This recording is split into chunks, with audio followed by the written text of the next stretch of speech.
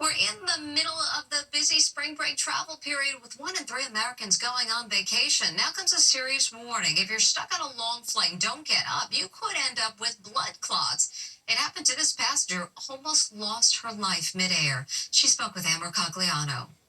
She's lucky to be alive. Emily Jansen survived deadly blood clots at 35,000 feet. It's really shaken me to my core, and I had a near-death experience. The mom of two was on a 13-hour flight from Toronto to Dubai. Emily Jansen was heading to Dubai for a girls' vacation, but she remained seated for most of the long international flight, and by doing so, it almost cost her her life. I was in economy class, so I was very much in a seated position, nowhere to put your legs up, unfortunately. And, I put on a movie, and I very immediately fell asleep. 10 hours into the flight, Emily finally got up to go to the bathroom. I was waiting for the bathroom, and I just got this really deep, dull pain in my chest, and I felt the urge to cough, so I coughed 3 times, and that was the last thing I remember. I had collapsed, and I hit my head going down. The 34-year-old suffered a black eye.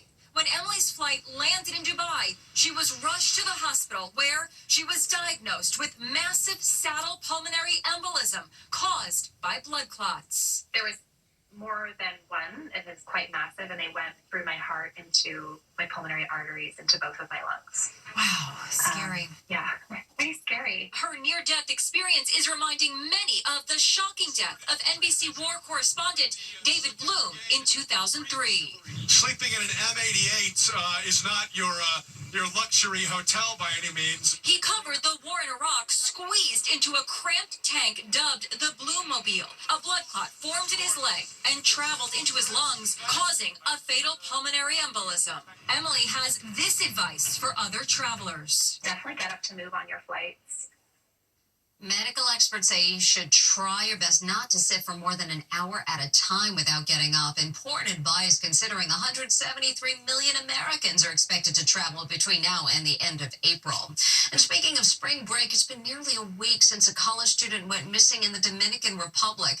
The story of a student vanishing in the Caribbean is reminding many of Natalie Holloway, the teen who disappeared on a beach in Aruba 20 years ago. Her body never found.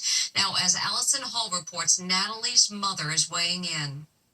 The desperate search for a pretty pre-med student missing on spring break is reminding many of the Natalie Holloway tragedy, the high school student who disappeared in Aruba 20 years ago.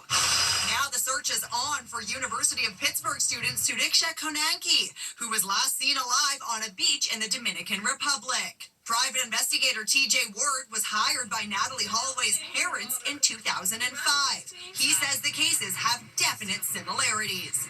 Well, it takes me back, and that's why, I talked to the mother 4 days ago. So you actually spoke to Sudiksha's mother? I said, let me tell you who I am, and told her that I was the investigator and disappearance of Natalie Holloway, and that I wanted to help her and her family try to find her daughter. Natalie's mother, Beth, whose quest to bring Natalie's killer to justice won praise all those years ago, tells Inside Edition, I'm following Sudiksha's case closely. Hopefully she will be found soon. Thank you for highlighting her case. Prayers. Sudiksha vanished last Thursday after going to the beach with 3 girlfriends and 2 young men at 4:15 a.m. In this surveillance video, you can see the guy she met on spring break putting his arm around Sudiksha as they head to the beach. He has been identified as 24-year-old Joshua Ribby of Rock Rapids, Iowa. At some point, the others left, and Sudiksha and Ribby were alone on the beach. 5 hours later, in the bright light of day, Ribby returned to the resort without her and without his muscle shirt and shoes. The sheriff in Loudoun County, Virginia, where Sudiksha lives, says in a statement, Joshua Ribby is a person of interest. This is not, at this time, a criminal investigation. So to be clear, he is not a suspect. CBS national correspondent Manuel Bojorquez is in the Dominican Republic. The local sheriff from Virginia is saying that Josh Ribby is a person of interest. What are you hearing about that from the Dominican Republic authorities? They're telling us, look, there are no suspects. People are just witnesses at this point. We're interviewing, we have re-interviewed people, so they're backing away themselves from saying person of interest. Authorities in the Dominican Republic think the missing student most likely drowned. She's the American. It's the new social media challenge, filling your gas tank with the perfect pump. Allison Hall explains. It's the latest challenge sweeping social media. It's called the Perfect Pump. Oh, 54.56. People are pumping just enough gas to hit an exact dollar amount. Three's the number. And she's off. Taylor! She stopped at $2.86, not quite $3.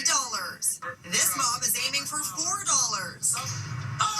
She's off by a penny, $4.01.